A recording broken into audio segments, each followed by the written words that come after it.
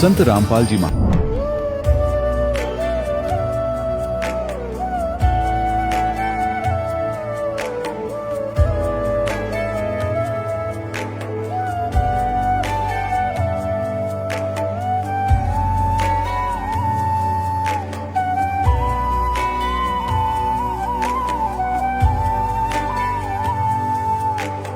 कौन ब्रह्मा का पिता है, कौन विष्णु की मां, शंकर का दादा कौन है, हमको दे बता। ये जानने के लिए कृपया सुनिए। जगत गुरु तत्वदर्शी संत रामपाल जी महाराज के अमृत वचन सर्व पवित्र धर्मों के पवित्र शास्त्रों के आधार पर। सत साहिब दर्शकों, समाज में लाखों धर्म। सर नमस्कार। नमस्कार सर क्या नाम है आपका? सर, मेरा नाम गुरदीप दास है। कहाँ से आए हैं? सर मैं डिस्ट्रिक्ट कुरुक्षेत्र तहसील पिहेवा के गांव धनीरामपुरा में रहता हूँ। संत रामपाल जी महाराज जी से नाम दीक्षा कब लिया आपने? सर संत रामपाल जी से मैंने सन 2004 में नाम लिया, नवंबर में। संत रामपाल जी महाराज की शरण में आने से पहले क्या भक्ति साधनाएं करते थे आप? सर संत रामपाल जी की शरण में आने से पहले मैं बचपन से ही, जैसे कि हमारे माता पिता निरंकारी पंथ से जुड़े हुए थे और वही साधना बचपन से मुझे मिली वो कर रहा था। सत्संग वगैरह अटेंड करता था, सेवा करता था। उसके अलावा हमारे पास में ही उरनाया गांव में वहाँ शिव का मंदिर है, वहाँ भी जाता था और उसके अलावा गुरुद्वारा वगैरह में भी आता जाता रहता था। जो साधनाएं आप करते थे उन सभी साधनाओं को करने से आपको क्या लाभ मिले? सर इसके बारे में हमें पता नहीं था भी भक्ति से लाभ होता क्या है, लेकिन थोड़ा सा अंतरात्मा में ऐसा क्वेश्चन उठता था, कोई ऐसी भक्ति मिल जाए जिसके मोक्ष की प्राप्ति हो जाए। सर अब आपने नाम दीक्षा कहाँ से ले रखी है? सर इस समय मैंने संत रामपाल जी महाराज से दीक्षा ले रही। कहा जाता है कि गुरु नहीं बदलना चाहिए, गुरु बदलना पाप है। पहले आपने किसी और पंथ से नाम दीक्षा ले रखी थी, अब आपने संत रामपाल जी महाराज जी को गुरु बना लिया। सर क्या कहना चाहेंगे इस बारे में आप?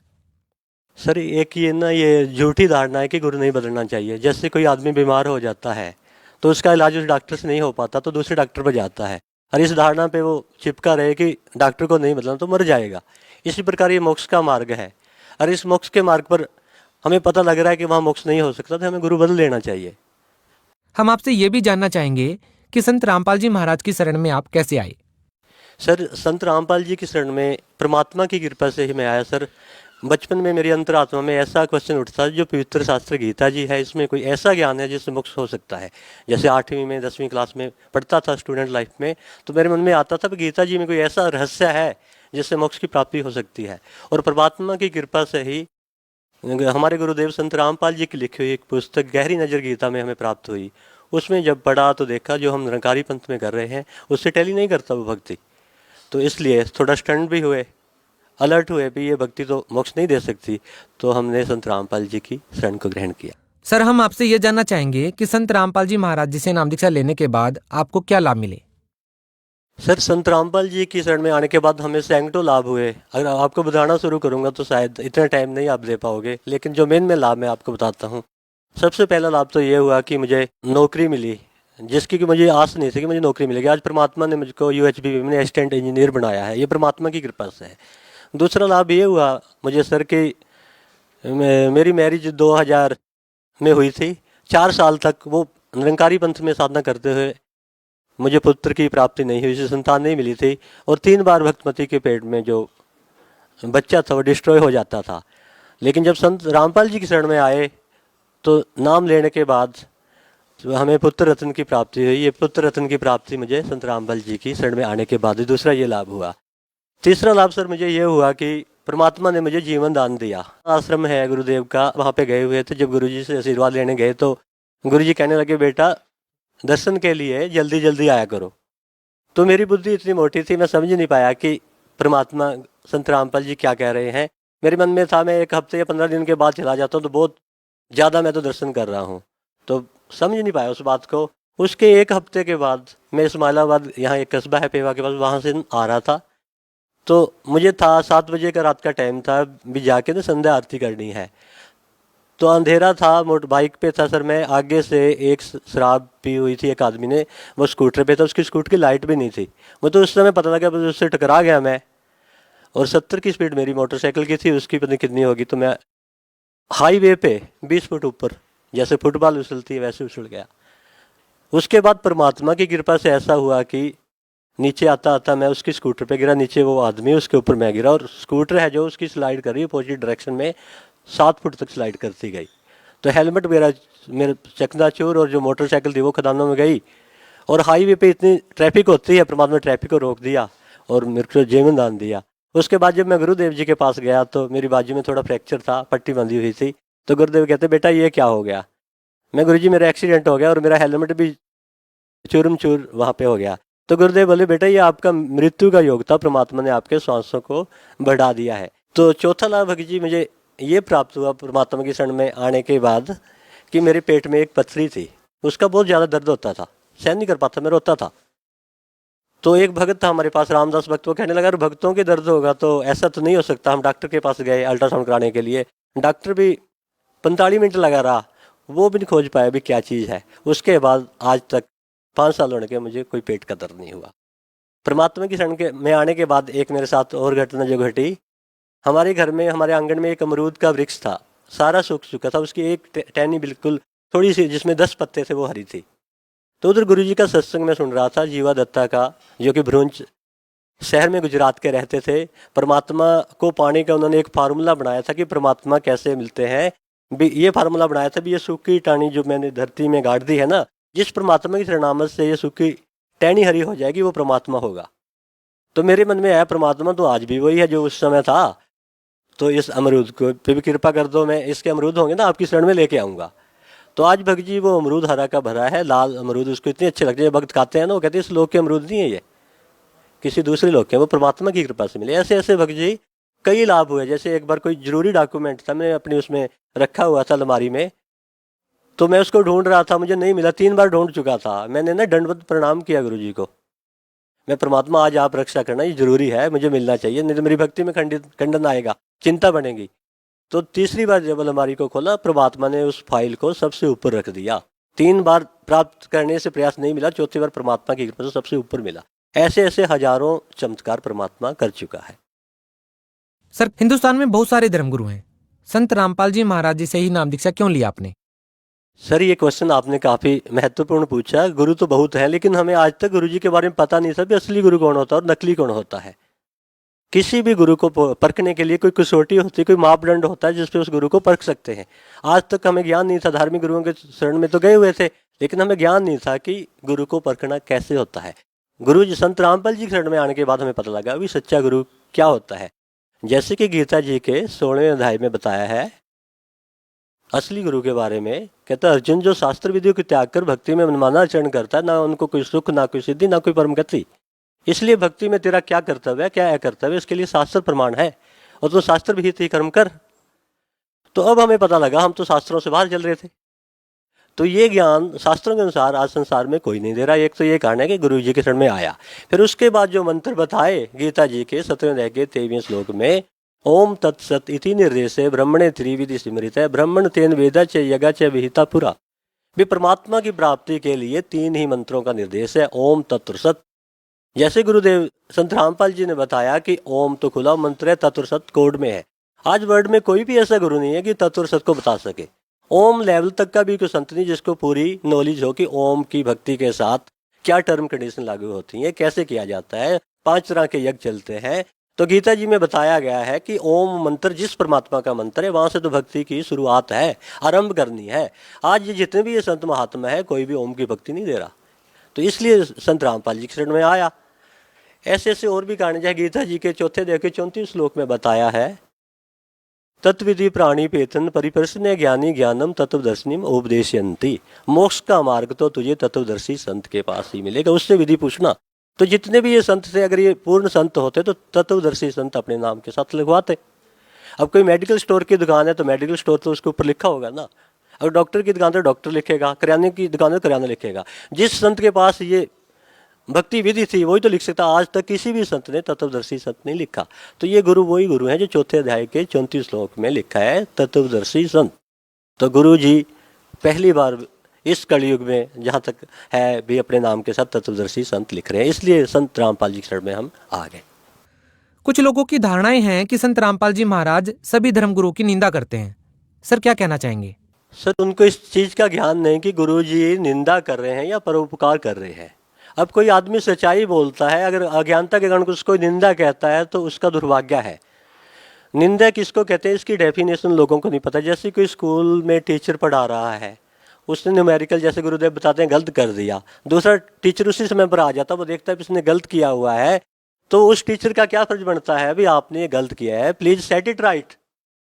अगर वो टीचर उस समय चुप रहता है तो वो पाप कर रहा है।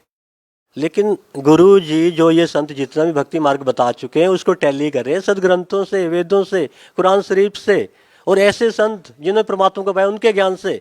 और इनका ज्ञान उनके साथ टैली नहीं होता। गुरु जी इनको लताड़ रहे हैं, आपकी भक्ति मार्ग सही नहीं है, तो इनको टैली तो कर लेना चाहिए ना। अगर ठीक है तो इसका जवाब दे, क्यों नहीं दे रही है। लेकिन ये भोले वाले जो हमारे भक्त आत्मा है उनको ये ऐसे भरमा देते हैं कि ये संत निंदा करता। वास्तव में ये संत निंदा नहीं कर रहे, ये सच्चाई बोल रहे हैं, और सच्चाई कड़वी होती है नीम की तरह, जो इसको खा गया ना उसके रोग दूर हो जाते। सर आप लोगों को धर्मशास्त्र के बारे में इतनी गहरी रुचि कैसे है?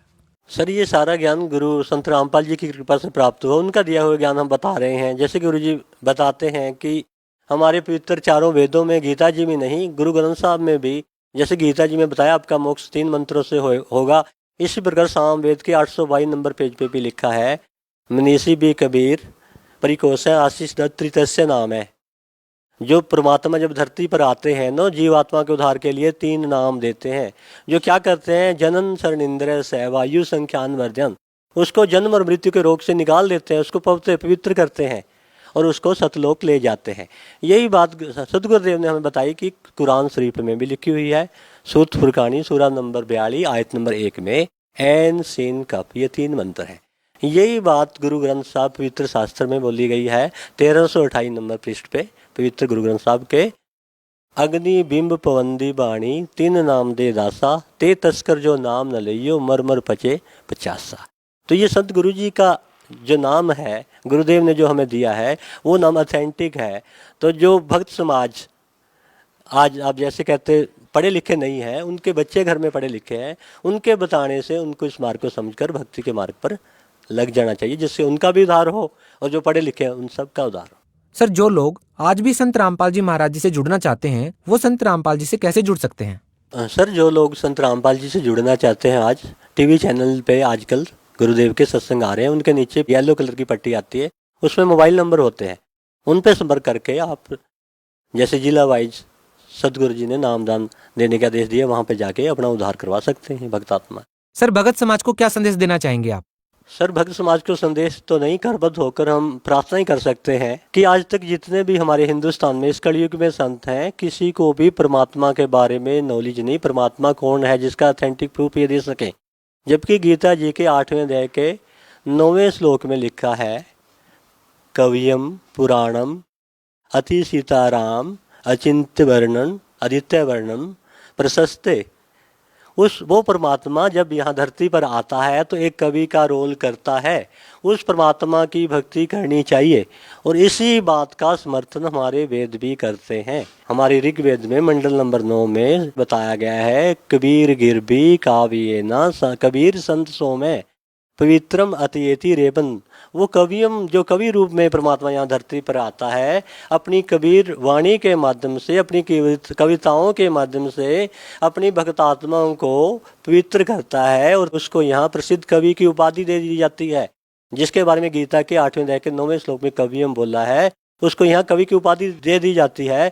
लेकिन वो परमात्मा वास्तविक रूप में तृतीय धाम की उस स्थायी भूमि पर एक संत रूप में विराजमान है, एक सिंहासन पर वो परमात्मा है। आज तक जितने भी संत थे उनको ये नहीं पता परमात्मा कौन है।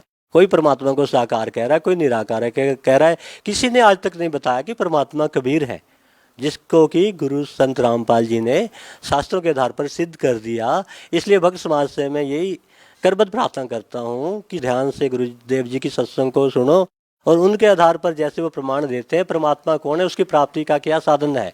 जब प्रमाण मिल गए तो किंतु परंतु कोई क्वेश्चन नहीं रह जाता, तो आपको परमात्मा की भक्ति करके यहाँ से पीछे छुड़वाना चाहिए, ये संदेश देना चाहता हूँ।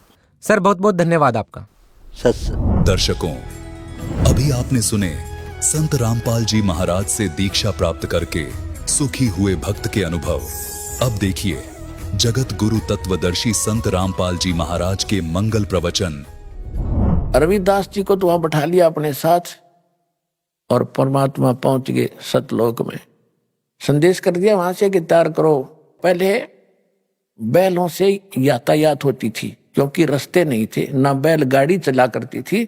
बैल आगे पीछे चलते थे एक दूसरे का रस्सा बांधकर, और बैलों के ऊपर जैसे गधों के ऊपर थैले रखते हैं ऐसे बैलों के ऊपर कमर पे थैले रख के ये बंजारे यानी व्यापारी लोग व्यापार किया करते थे।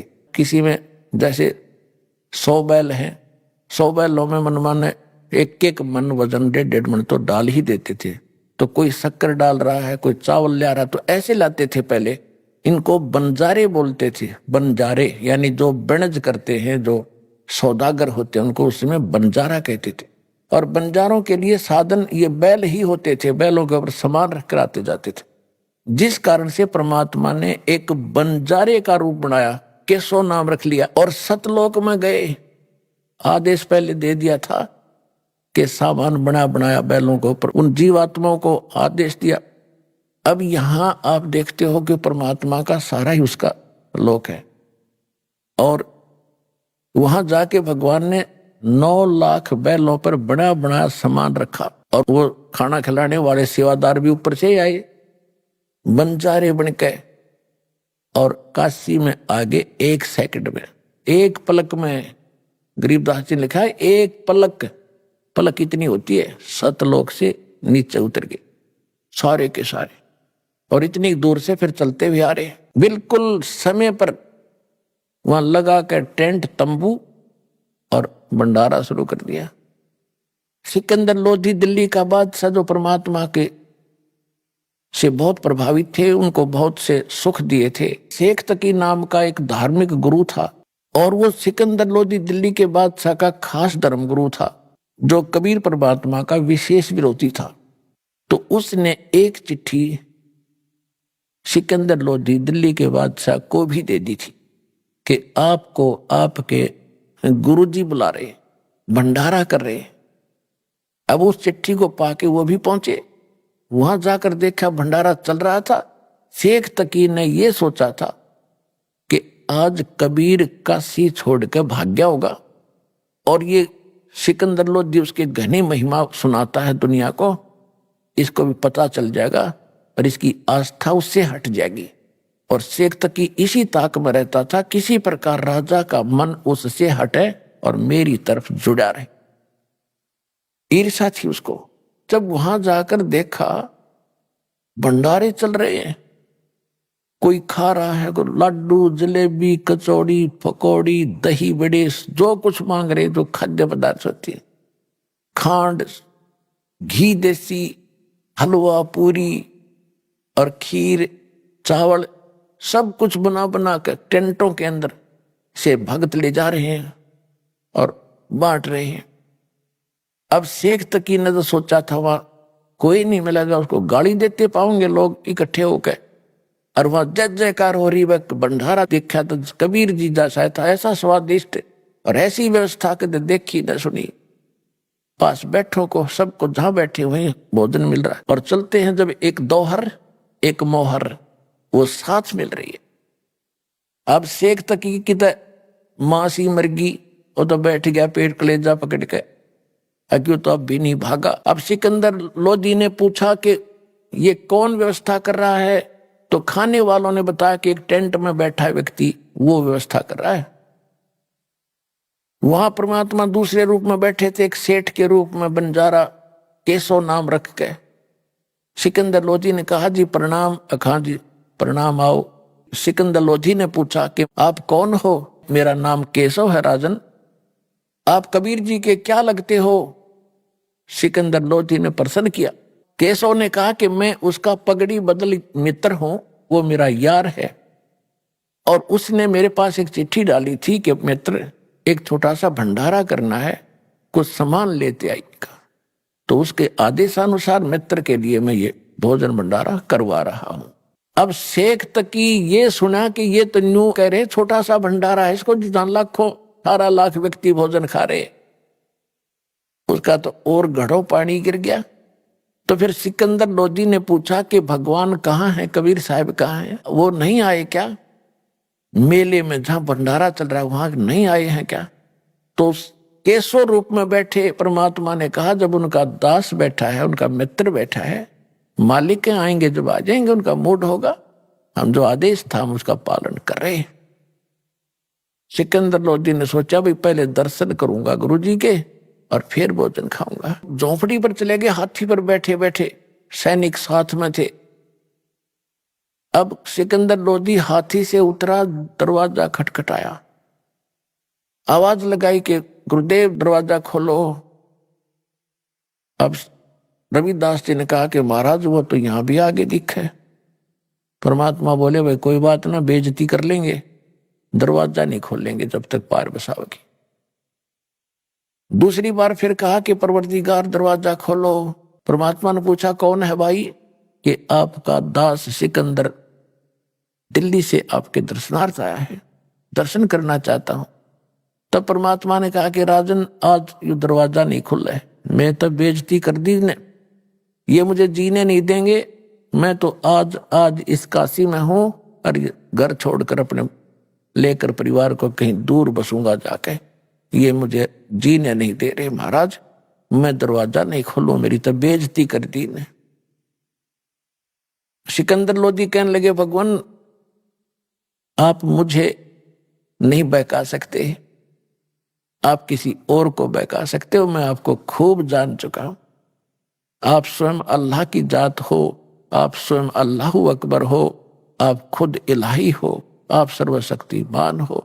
हे परवरदिगार एक बार दर्शन दे दो मुझे। इतना अधीन जब हुआ तो कहा रविदास खोल दे खिड़की।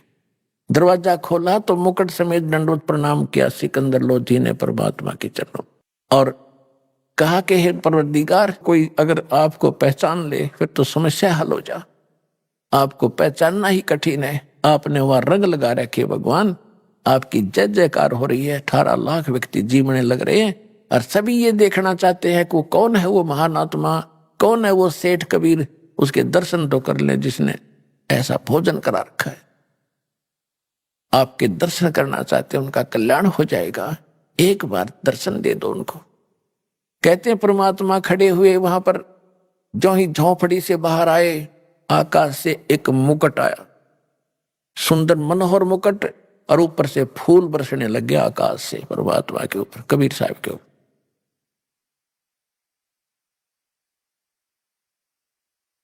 सिकंदर लोधी ने हाथी पर बैठाया परमात्मा को और साथ में रविदास जी को। रविदास जी चमर कर रहे थे परमात्मा कबीर जी के ऊपर, ये सफेद सफेद ये पूछ सी होती, इसको चमर बोलते हैं। तो सिकंदर लोधी ने प्रार्थना करके दिया, हे भक्त मुझे भी सेवा दे दो, आप तो रोज ही सेवा करते हो।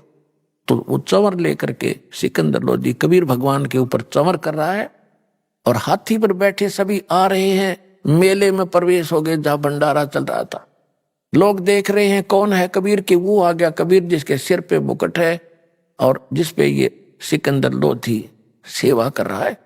सब देखकर जय जयकार कर खड़े होकर देखे, क्यों मालिक के दर्शन से ही खुशी हो। अब सब जगह जय जयकार हो रही है। सारे मेले में घूम के फिर एक तंबू में से जहां दूसरे रूप में मालिक बैठे थे केशव रूप में, वहां से एक सेवादार गया और हाथी पर बैठे भगवान से प्रार्थना की कि हे परवरदिगार आपको आपका मित्र केशव याद कर रहा है।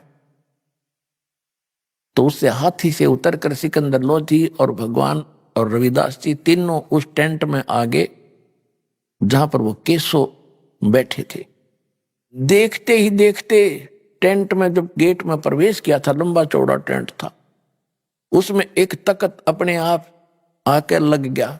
उसके ऊपर जैसे आप इनमें फिल्मों में देखते हो ना, टीवी में अपने आप ऐसे बन जाते एक सेकंड में, ऐसे ओरिजिनल तख्त उसके ऊपर गद्दे बिछ के, उसके ऊपर बहुत सुंदर चद्दर आगे, उसके चारों तरफ हीरे और पन्ने लजवारात ऐसे जड़े गए चमक रहे।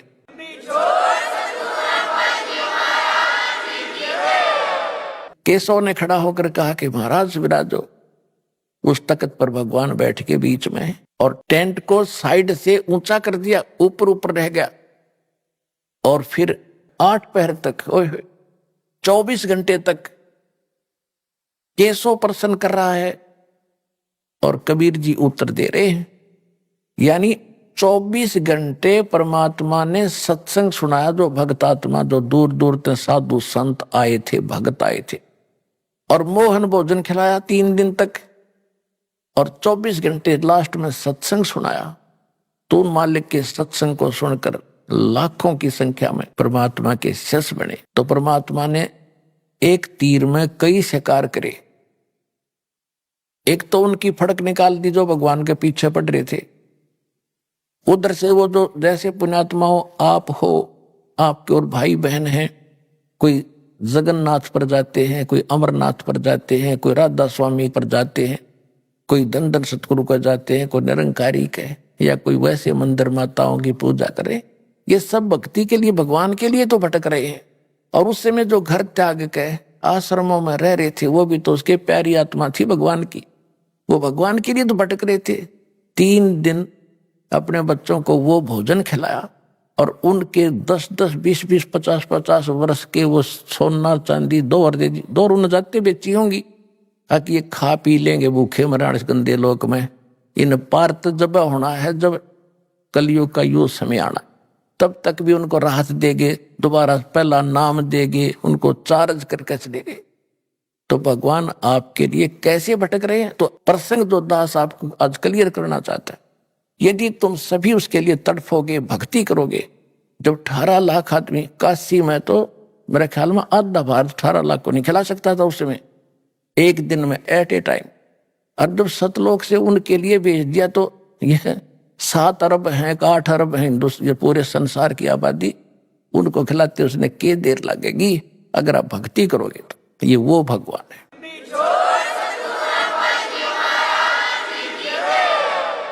तो परमात्मा ने दिखाया कि एक बार फिर सतयुग जैसा माहौल होगा यहाँ पर। जैसे सतयुग में सुख होता था, तो वो आएगा कहां से? आपकी भक्ति के कारण आपको भगवान सतलोक से भेजेगा, और यह सारे ठाठ करेगा। कोई चिंता, कोई टेंशन उस भगत को नहीं रहेगी जो सच्चे दिल से भगवान की भक्ति करेगा। कबीर साहब की यह सत भक्ति।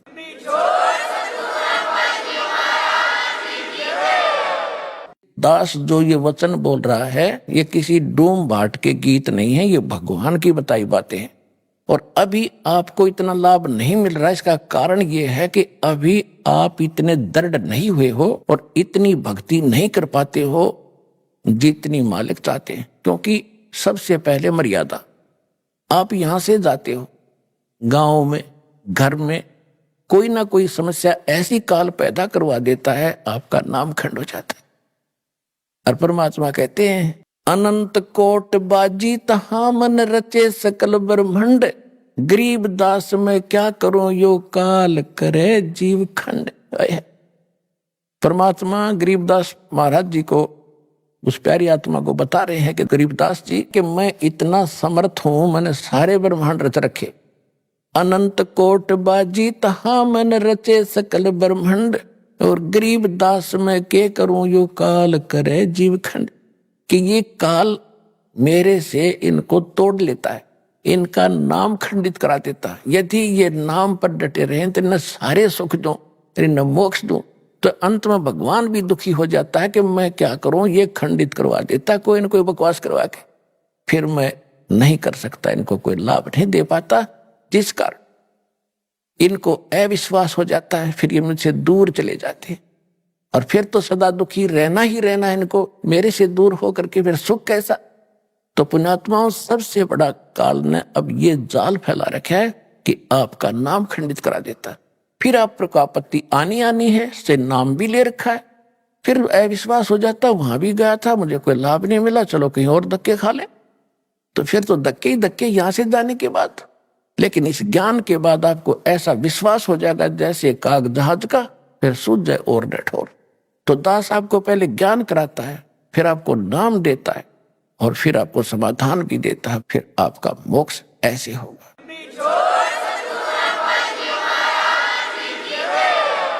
तो परमेश्वर ने कहा था कि कलयुग जब 5500 वर्ष बीत जाएगा, उसके बाद पूरे विश्व में सतयुग जैसा व्यवहार होगा, सतयुग जैसे विचार होंगे, और पूरी सृष्टि पूरा विश्व नाम लेगा मेरा, और मेरे बच्चों को फिर लाखों करोड़ों अरबों की संख्या में, खरबों की संख्या में अब परमात्मा पार करेगा। आप दृढ़ता से लगे रहना दास के विचारों पर विश्वास करके। ये भगवान के विचार।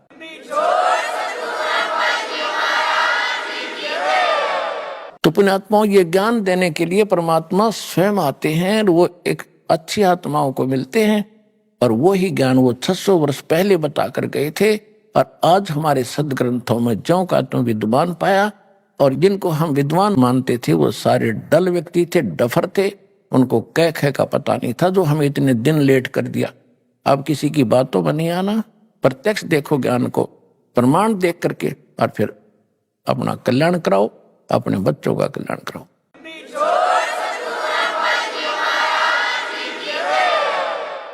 परम पिता परमात्मा पूर्ण ब्रह्म सर्व सृष्टि रचनहार, कुल के मालिक, सभी आत्माओं के जनक परम पिता परमेश्वर कबीर जी की असीम रजा से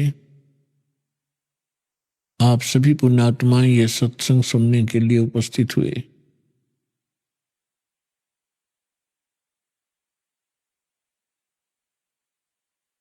बहुत ही जन्म जन्मांतर के कोई शुभ संस्कार जिस प्राणी के एकत्रित होते हैं उनको मानुष जन्म प्राप्त होता है, और मानुष जन्म प्राप्त करके उसको अपने उद्देश्य का पता लगे, ऐसी पुण्यात्माएं बहुत ही कम हुआ करती हैं। क्योंकि परमात्मा की जानकारी संत दिया करते हैं, महात्मा बताया करते हैं। जो ज्ञान परमेश्वर ने स्वयं आकर ज्ञान दिया था वो यथार्थ ज्ञान था, और वो हमारे तक पहुंचा नहीं। उसके विपरीत पूरे मानव समाज को, पूरे विश्व में यहां के भगवान ने, यहां के मालिक ने, स्वामी ने, सरपुरुष ने सबको भ्रमित कर रखा है। ऐसी साधनाएं करवाई जा रही हैं जिनसे मोक्ष कभी नहीं हो सकता, और ना ही जीव का कल्याण हो सकता। हम ऋषि महर्षियों की महिमा सुना करते थे, और बहुत बड़े वो चमत्कार भी दिखाया करते थे। लेकिन अब हमें तत्व ज्ञान की रोशनी से पता चला कि वो अध्यात्म मार्ग का सबसे घटिया स्तर का उनका जो ज्ञान था, और वो साधना थी जिसकी मानव को कति आवश्यकता नहीं है। हमें ज्ञान नहीं था, जिस कारण से हम अभी तक इन नकली गुरुओं, नकली आचार्यों और शंकराचार्यों के उस लोक वेद को सत्य मानकर अपना जीवन नाश करते रहे। अनमोल मनुष्य जीवन को नष्ट करके हम खाली हाथ चले जाया करते थे। अब वो परमात्मा स्वयं आते हैं अपनी प्यारी आत्माओं को यथार्थ ज्ञान बताने के लिए। और पुण्यात्माओं, श्रीमद् भगवत गीता अध्याय नंबर 16 के श्लोक 23 और 24 में स्पष्ट किया है कि शास्त्र विधि को त्याग कर जो मनमाना आचरण करते हैं, मनमुखी पूजाएं करते हैं, मनमुखी साधनाएं करते हैं, उनको न तो कोई सुख प्राप्त होता है और न उनको कोई सिद्धि प्राप्त होती है और न ही उनकी गति होती है। और इन तीन पदार्थों के लिए, तीन वस्तुओं के लिए ही हम परमात्मा की भक्ति किया करते। शास्त्र विधि अनुसार साधना कौन सी है, उसका प्रमाण कहाँ है, जिससे हम निर्णय कर सकें कि वो साधना कौन सी है और कहाँ प्रमाणित है, और किन महापुरुषों ने वो साधना की जिनका मोक्ष हुआ हो, और हम ये मानते हो कि सचमुच उन महापुरुषों का मोक्ष हुआ ही हुआ है। तो फिर हम आसानी से समझ सकते हैं कि जो साधना मोक्षदायक है वो कौन सी है और मोक्ष के विपरीत है वो कौन सी है, शास्त्र अनुकूल साधना कौन सी है, शास्त्र विरुद्ध कौन सी है। जब तक हमें स्वयं ये निर्णय नहीं होगा कि शास्त्र अनुकूल साधना कौन सी है और शास्त्र विरुद्ध कौन सी है, तो तब तक हम जो भी साधना कर रहे होते हैं उसी को सत्य मानते हैं, क्योंकि उसी समुदाय में जिसमें हम रह रहे होते हैं, चाहे हम किसी धर्म क्षेत्र में रह रहे हों या हम किसी संत गुरु के शिष्य बनकर अपनी भक्ति साधना कर रहे हों, तो वहां जितने भी धर्म के अनुयायी मिलते हैं या उस संत जिसके आप अनुयायी शिष्य बने हो उसके जो अनुयायी मिलते हैं वो सभी वही साधना कर रहे हैं और सभी सेट हो जाते हैं कि यही ठीक है, क्योंकि सभी कर रहे हैं। सबसे पहले तो हम ये निर्णय करेंगे कि सदग्रंथ किसे कहते हैं, वो सदग्रंथ कौन से हैं जिनको हम आधार मानकर अपनी भक्ति करें और निर्णय करें। पुण्यात्माओं, अपने हिंदू धर्म के अंदर जो महत्वपूर्ण और सदग्रंथ माने जाते हैं यथार्थ ज्ञान युक्त, सबसे पहले पवित्र चारों वेदों का नाम आता है और फिर उससे भी बढ़कर विशेषकर हिंदू समाज के अंदर श्रीमद् भगवत गीता वेदों से भी एक नंबर पर मानी जाती है, क्योंकि ये कहा जाता है कि चारों वेदों वाला ज्ञान और श्रीमद् भगवत गीता के अंदर संक्षिप्त करके सरल करके बताया गया है। ये बिल्कुल सही है। इसके बाद आते हैं पुराण और उपनिषद। पुराण क्या है, उपनिषद क्या है और वेद और श्रीमद् भगवत गीता क्या है, ये हमने समझना पड़ेगा। पुण्यात्माओं, ये मोक्ष मार्ग है, ये मनुष्य जीवन बहुत अनमोल है। मानव को अभी इसकी कीमत का ज्ञान नहीं है, केवल सुनते सुनते हैं कि मानुष जन्म बड़ी मुश्किल से प्राप्त होता है, बड़ा सुदुर्लभ है और इसको ऐसे व्यर्थ नहीं करना चाहिए। लेकिन इस तत्व ज्ञान से आपको वास्तविकता का पता चलेगा कि सचमुच ये कितनी कीमत है इसकी। और जिस समय आप इस तत्व ज्ञान के आधार से मनुष्य जीवन की कीमत को समझोगे, जिस प्रकार अब भारत का या पूरे विश्व का बच्चा बच्चा ये चाहता है और सभी समाज भी चाहता है कि बेटे और बेटियां सभी शिक्षा ग्रहण करें और कितना ही पैसा हमारा लगे ये शिक्षित हों। और कितनी महंगी शिक्षा हो चुकी है, हम फिर भी गरीब से गरीब व्यक्ति भी ये सोचता है कि अपने बच्चों को पढ़ाऊं ताकि इनका जीवन सफल हो। आप देख रहे, आपके समक्ष है। और दास ने वो जमाना देखा है जिसमें इस पढ़ाई की कोई कीमत नहीं थी, वैल्यू नहीं थी, और घर से धक्के तो पकड़ पकड़ टीचर लाया करते छोटे बालकों को, उनके घर वालों को समझा बुझा के। तो वो समय भी देखा था, क्योंकि उस समय इस शिक्षा की महिमा का, शिक्षा के गुण का ज्ञान नहीं था। और फिर इस जो भौतिकवाद में ज्ञान हुआ, अब पता चला कि बच्चा शिक्षित हुआ, बड़ा अधिकारी बन गया या कोई कर्मचारी बन गया, उसका ठीक गुजारा हो गया, तो सभी ने स्पीड पकड़ दी और सभी शिक्षित हुए। अब परमात्मा की लीला को आप धीरे धीरे समझोगे, ये सारी लीला करी कबीर भगवान ने, इस परमेश्वर ने, कि एक बार मेरे बच्चे अक्सर ज्ञान युक्त हो जाए। और आप देख रहे हैं, क्योंकि दास का तो इस मार्ग में सारा विचार इधर रहता है। सन 1994 में दास को दीक्षा देने का आदेश प्राप्त हुआ था पूज्य गुरुदेव जी से। तब तक ये कोई मीडिया विशेष नहीं था, ऑडियो कैसेट होती थी, बस यहीं तक सीमित थे। अब देखते ही देखते कमाल कर दिया, कितने अच्छे इलेक्ट्रॉनिक चैनल बन गए, मोबाइल बन गए कितनी अच्छी क्वालिटी के, जिसमें चिप डाल लो, 100 घंटे का सत्संग, 50 घंटे की फिल्म, परमात्मा की सीडी यानी सत्संग की, देखो कहीं बैठ के। डीवीडी बन गई, सीडी बन गई, सीडी प्लेयर बनवा दिए दाता ने। तो पुण्यात्माओं, जो दास कहना चाह रहा है कि आपने जिस प्रकार शिक्षा में अपना समर्पण किया, बच्चों को फ्री भी छोड़ दिया, 15-20 वर्ष के बच्चे तुम पढ़ो और खूब धन भी लगाते हो और समय भी पूरा देते हो, किस लिए? एक 2 रोटी के लिए।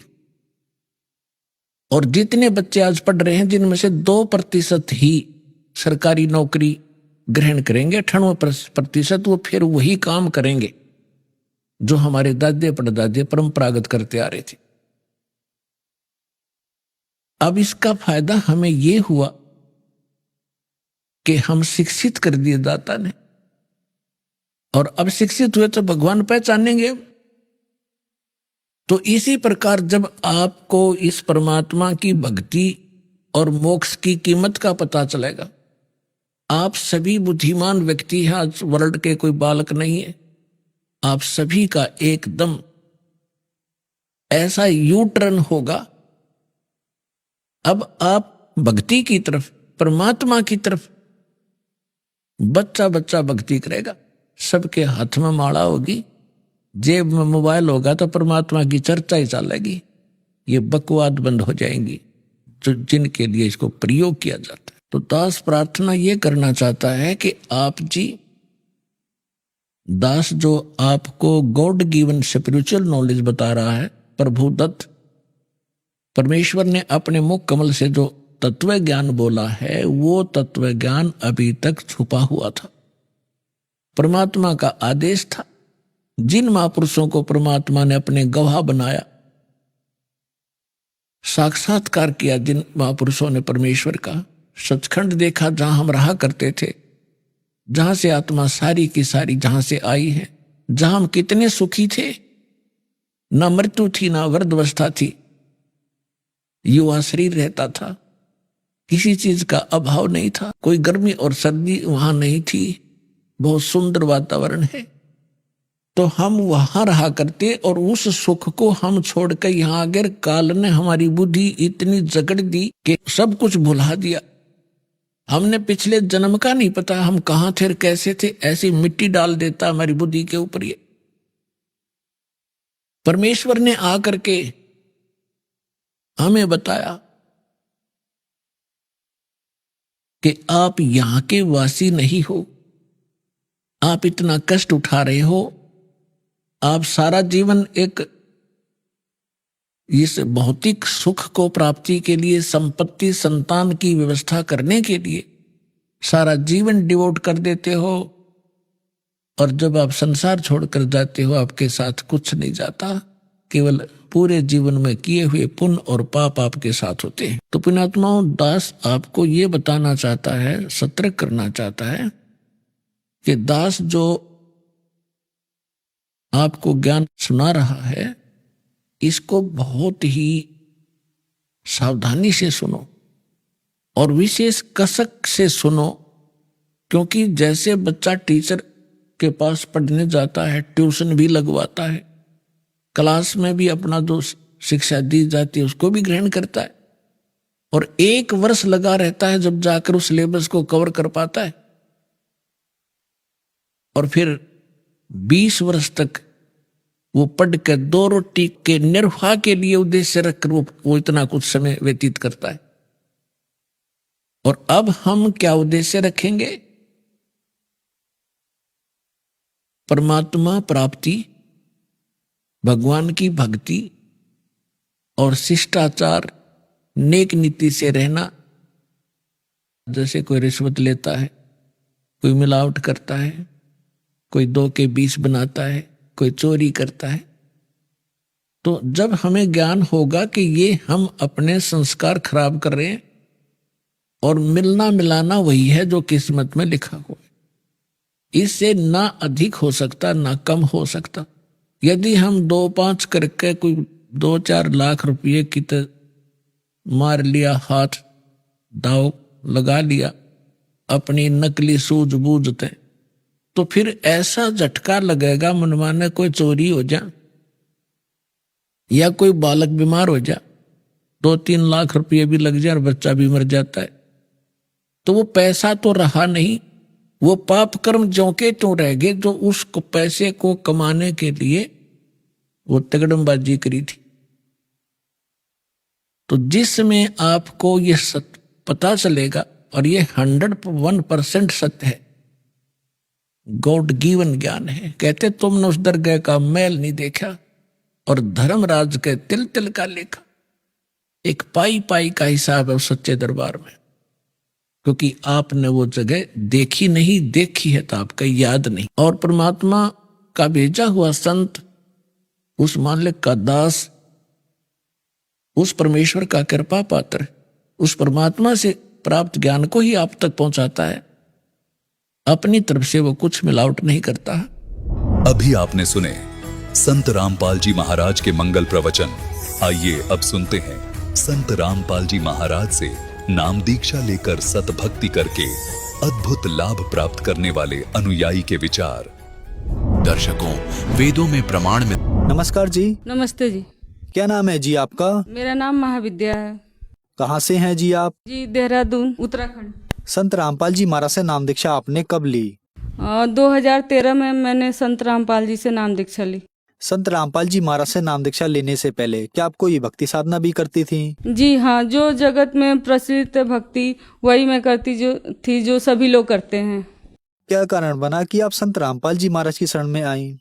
जी इसका कारण है, जब मेरा बेटा हुआ था 2011 में, तो वो बहुत बीमार था और उसे ना ऑक्सीजन, उसका पल्स रेट बहुत गिर रहा था और उसको शीशे में रखा जाता था और डॉक्टर कुछ भी नहीं बताते थे कि ये कब ठीक होगा, कब नहीं ठीक होगा। तो फिर हमारे पापा सबसे पहले नामदान लेकर आए 2011 में, तो उन्होंने आए और परमात्मा का जो अमृत जल दिया हुआ होता है उन्होंने मेरे बेटे को दिया। परमात्मा हम बोलते हैं संत रामपाल जी महाराज को, उन्होंने दिया और हमारा बेटा तीसरे दिन डिस्चार्ज हो गया हॉस्पिटल से। तब मुझे बहुत विश्वास हुआ कि हाँ, इनमें कोई शक्ति है, तभी मेरा बेटा ठीक हो गया। नाम दीक्षा हमने 2013 में तब जाके लिया परमात्मा से, संत रामपाल जी महाराज से। माँ विद्या जी, संत रामपाल जी महाराज से नाम दीक्षा लेने के बाद क्या आपको कोई लाभ भी मिले? हाँ जी, बहुत लाभ हुए हैं। परमात्मा की दया से पहले जो समाज की दृष्टि में है आर्थिक लाभ, वो मैं आपको बताती हूँ। पहले मेरे हस्बैंड LNT में फील्ड में थे, तो अच्छी जॉब थी। फिर उनको क्या हुआ कि पैरालिसिस अटैक पड़ गया और वो जॉब छूट गई, और जिसके बाद से फिर उन्होंने उसी फील्ड में जॉब किया 7,000 की नौकरी से। आज परमात्मा की दया से हमारा करोड़ों का बिजनेस है, आयरन स्टील का बिजनेस है, वो सच साहिब ट्रेडिंग कंपनी के नाम से है। और मेरे हस्बैंड को 2014 में पैरालिसिस अटैक पड़ा और परमात्मा की दया से जब वो हॉस्पिटल में गए तो डॉक्टरों ने कहा कि भाई ये बोल कैसे रहा है, इसको तो ब्रेन हेमरेज हो जाना चाहिए या तो इसका डेथ हो जाना चाहिए, फिर ये बोल कैसे रहा है। तो फिर डॉक्टरों ने बोला कि आप ये पूरे बॉडी की इन्होंने MRI कराई और CT स्कैन भी कराया। MRI में निकला कि इनके ना ब्रेन में क्लॉथ जम गया है।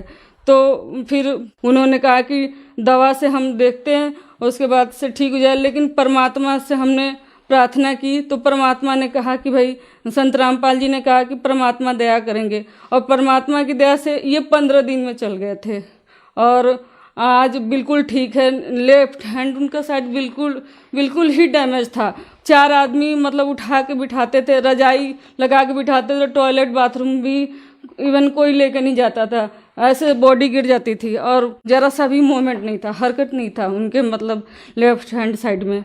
तो फिर परमात्मा की संत रामपाल जी महाराज की दया से वो चल गए थे, आज बिल्कुल ठीक हैं और कोई उन्हें प्रॉब्लम नहीं है। आज मेरे साथ आए हुए हैं, आप उनको देख भी सकते हो। नमस्कार सर। नमस्कार सर, क्या नाम है आपका? राजेश दास। सर जैसे कि आपने बताया कि आपको ब्रेन हेमरेज और पैरालिसिस हुआ, तो क्या कंडीशन थी उस समय आपकी? उस समय कंडीशन ये थी कि लोग हमें बेडशीट में उठाते थे और लेके जाते थे, और बेडशीट पे ही मतलब हॉस्पिटल लेके जाते थे, बेडशीट से मैं ही फिर लेके आते थे घर। मतलब मैं अपने किसी के सपोर्ट के बगैर टॉयलेट में भी नहीं बैठ सकता था, तो हमें वाइफ जो पकड़ के बैठती थी, तब मैं टॉयलेट भी करता था मैं। सर कैसे ठीक हुए आप? हमने नामदान लिया हुआ था 2013 में संत रामपाल जी महाराज से, तो उन्हीं के दया से ठीक हुआ। तभी मैं एकदम 10 से 15 दिन में मैं चलने लगा था बिल्कुल। आज आप बिल्कुल ठीक हैं? आज हम बिल्कुल ठीक हैं, परमात्मा की दया से हमें कोई दिक्कत नहीं है। और मेरे पास ये रिपोर्ट भी है उसका, यहाँ देहरादून के जो सबसे टॉप के डॉक्टर है, neuro surgeon doctor Mahesh Kudiyal, उनकी ये रिपोर्ट है, आप देख सकते हैं। हाँ, ये रिपोर्ट है उनकी, आप देख सकते हैं कि इसमें ना क्लॉथ ये जमा हुआ ब्रेन में। हमारे संत रामपाल जी महाराज की कृपा से ही ये ठीक हुए हैं। हम तो यही जानते हैं कि ये हमारे पूरा परमात्मा है, ये कुछ भी कर सकते हैं।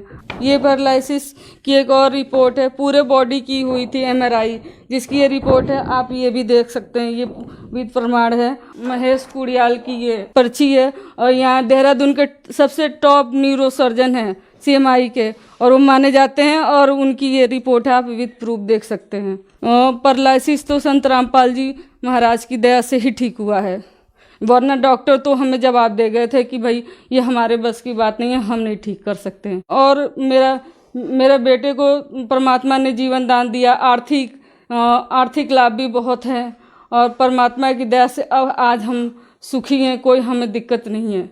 6-7 साल से मेरे पैरों के नेल खराब थे, और सारे डॉक्टरों को दिखा लिया था। डॉक्टरों ने बोला कि भाई हम ये ठीक नहीं कर सकते, या तो नेल जड़ से निकाल दीजिए, या तो फिर इसका कोई इलाज नहीं है। फिर हमने परमात्मा से अरदास करी, तो परमात्मा ने कहा कि बेटा ये ठीक हो जाएगा, और हमने मंत्रों का जो गुरुजी हमारे बताते हैं, सुमरन करने के लिए देते हैं, उसका सुमरन किया, तो वो अपने आप नेल्स ठीक हो गया, कोई दवा की जरूरत नहीं पड़ी।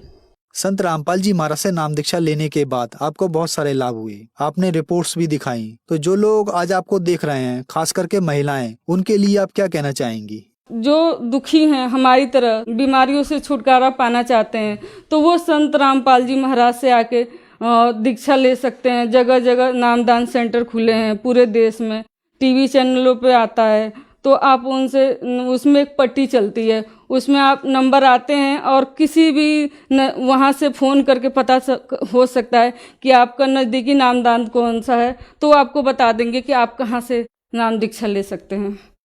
धन्यवाद जी। सच्चा है।